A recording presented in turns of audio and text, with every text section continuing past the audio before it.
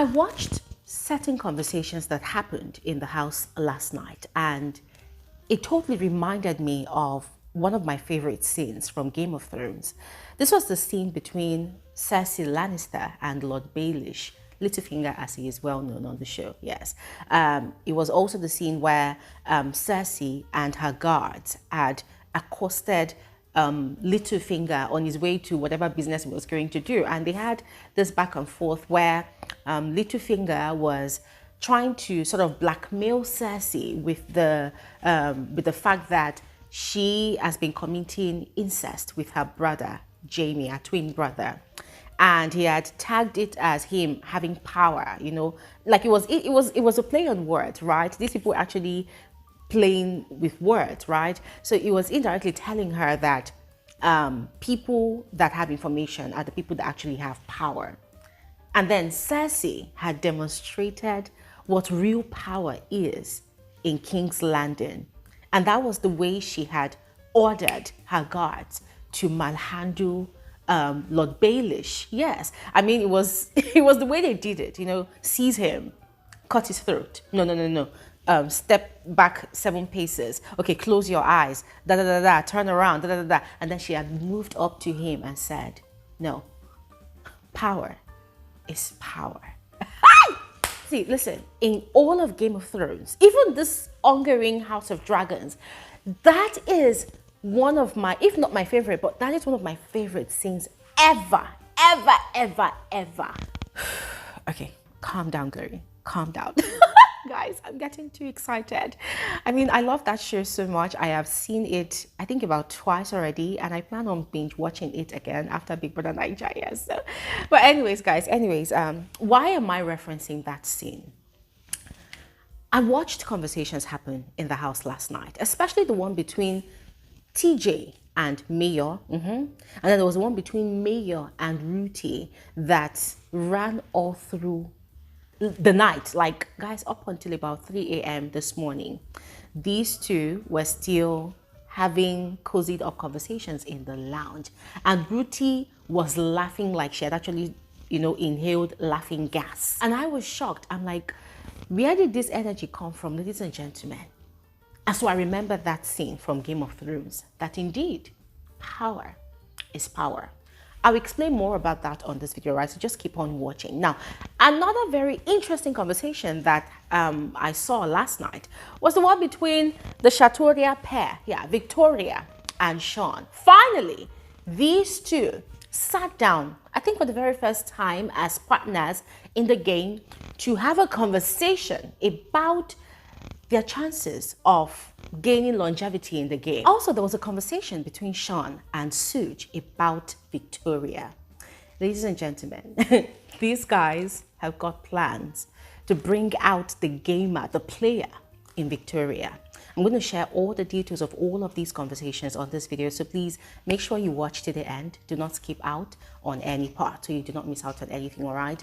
And as you watch, guys, please do not forget to give this video a thumbs up.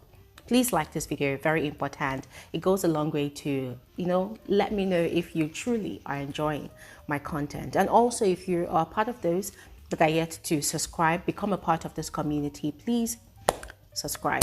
Please do not hesitate. Also, turn on your post notification bell to always receive a lot of my videos whenever I upload a new one. Now, quickly, let's dive right into the details of this episode. Now, in the Big Brother's house, there are different types of power. Yeah, the different types of power, there are different levels of power. And with each season, it differs. Yes, sometimes it's the same, but with this no lose guard season, ladies and gentlemen, it is quite different. You know, gone are those days where it was actually the head of house that had all the power, you know, immunity, then the veto power to save and replace, yes. And then later on, there was the introduction of immunity card, right? But that one was some sort of fecal power that was meant for just one individual, because, hey, an individual housemate finds an immunity card and they alone possesses that immunity. So it's not like it creates any impact or it's of any use for the rest of the house. Yeah, so it's just power for one person. But this season, The custodian possesses the ultimate power, at least for now. It doesn't matter who the custodians are, if they are the most loved housemate or if they are the most disliked housemate. No. Power is power. And that's why I referenced that scene from Game of Thrones. Yeah. The custodians of this season possess the ultimate power. They are the most powerful housemate in the house at the moment. In fact, for now, because as far as I'm concerned, Big Brother might switch things up, might, introduce new twists to change things. We don't know. But for now, as far as we know, the custodians are the most powerful individuals in the house. How? We already know. Aside them having immunity, they also have the power to save. Now, we are not yet sure if they also have the power to replace a housemate that is nominated for a housemate that is not nominated. We don't know if they also have the power to automatically evict a pair. Guys, we're yet to find out, yes, because of the content of that box, yes. And by the way, I noticed that the box has 2 boxes. Last week it was 3 boxes, but now it's 2 boxes. I don't know. Anyways, we'll find out as the week progresses. Yes, but by virtue of this newfound power that the street pair have, guys, it seems like they are now on this high pedestal, and other housemates, other pairs have been coming to pay homage to them. What am I saying? Immediately the custodian challenge was over, the winners were declared. Guys, everybody has been nice to Mayor and Toby. They've been so nice, ridiculously nice. And people have been rushing to these guys, forming, oh, my friend, my friend. Guys, they've been checking up on these guys. In the kitchen last night, Mayor just needed a slice of fruit from what Nelly was dicing, and all he needed to do was ask, oh, please, can I have one? Oh, sure, you can have it. I'm like, oh, wow. So if these people actually ask for coochie right now, you give them the coochie. If they ask for a head, you give them a head. It was so funny. And the most hilarious of them all for me was Ruti. I mentioned that on my previous video, guys. If you're yet to see it, please go ahead and watch. But Ruti, oh my God, this girl, she just came back with a vengeance. Like, she's been giving Mayor attention. Like, oh my God, I am in love with you. That kind of attention. And it's, guys, it's crazy. But am I mad at it? Absolutely not. Because the game is the game. Yes, I mean, Onyeka cried her way into the hearts of her fellow pairs, and they saved herself and her sister. So you do whatever it takes. And from the look of things, it's beginning to look like Mayor is buying into Ruti's acts. Yeah.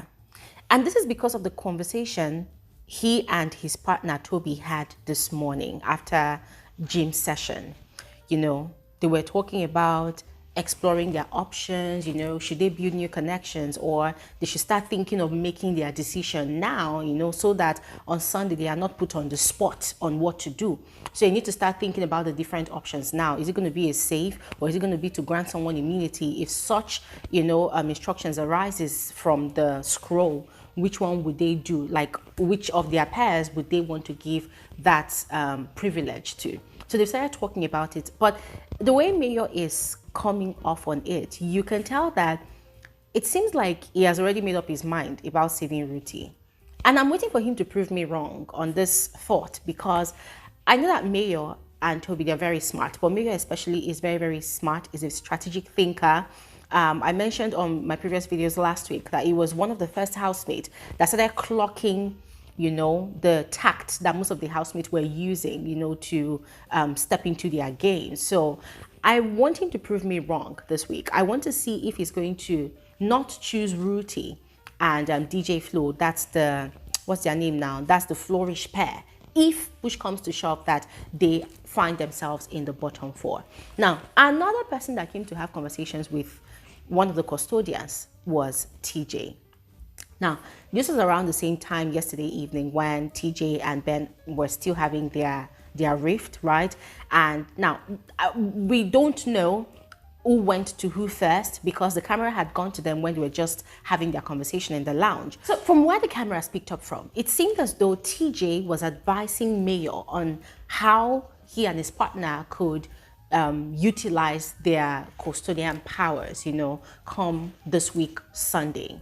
So he had said something like, oh, and also just remember that when it's time for you to choose somebody to save, you need to look beyond your circle. You need to look beyond the people you have connected with. You need to make sure that you have gone, you extend it. You could also save other people. That kind of indirect way of saying, please, if I am in bottom 4, save me, don't save other people, because you never know. I might be in your position tomorrow, even next week, and I might also save you as well. And then he was not assuring me that, but just know that we've got your back. Ben and I, we've got your back, right? And then he said it like he did not say it.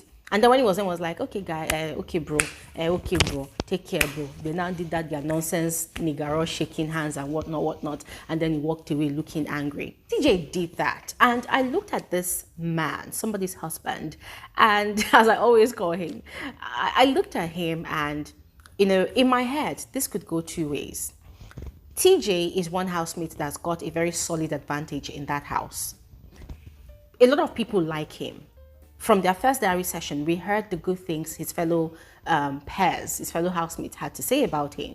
They like him, they feel he's very versatile, he's very caring, he talks to everybody, he's like their in-house therapist, is always willing to lend an ear or a shoulder to everybody, But him making that move to go in a way, like indirectly advise, or should I say instruct Mayor on saving him and Ben come Sunday, I felt like that was a wrong move, because in a way it sort of revealed truly that all these your niceties could actually be strategic.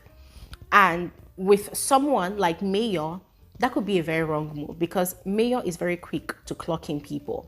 Here's the reason I'm also hoping that he clocks out Ruthie. Yes. But anyways, guys, let me know your thoughts about that in the comment section below. Now, quickly moving on to Sean and Victoria's conversation. This was right after the live eviction show. These two had been shocked at the fact that there was actually an eviction in the first week. And so, like the true partners that they are in this game, they finally sat down to have a conversation. And Sean expressed his frustrations, to Victoria, and also his fears, For him, he would rather their fate lies in the hands of the viewers that are actually voting, right, than in the hands of the housemate. Why? Because he is very confident in himself. He believes that he has made a mark in the house. People like him. He's friends with everybody. He has built connections and even allies. He has allies in the house, But Victoria, it's quite dicey. Sean was sure of himself, but for Victoria, it's quite dicey, because yes, she speaks to people from time to time, but there's no intentionality behind her building connections or even allies in the house. As I mentioned during our live conversation on Saturday, Victoria is the epitome of unbothered. She's just completely unbothered. She's not putting in any effort into, pushing herself towards anybody, any pair in the house. And so Sean, they had that conversation, and she was still, I know, but Sean was still not convinced. So in his conversation with Suj, these two guys were talking about the fact that they've noticed that a lot of guys in the house actually fancy Victoria, but she's not really getting into her element to use that to her advantage, to play the game, flirt around, play with guys, that she's just there. So even Suj was like, yeah, that he noticed that he's also liking her already, that he already liked her before, but he thought the feeling had gone away, but all of a sudden the feelings are back. So what he's going to do is today, he's going to have a conversation with her to see how he can help her channel in our, inner flirtatious self. That is, if it's there. That if it's not there, it's not there. Like Nelly has got it on lockdown 100%, but with Victoria, it doesn't seem like she's got it, But it's going to have a conversation with her to see if he can actually motivate her to bring in the inner Victoria that we're yet to see. So ladies and gentlemen, I'm waiting to see how that happens. And I can't wait to see if Victoria will make any adjustments at all right? But that is all for this video, guys. Go ahead, let me know your thoughts about all I have shared on this video. Go ahead and share in the comment section below. I'll see you guys on another episode of Frankly Speaking with Brother Naija. Thanks for watching and have an amazing day. Bye.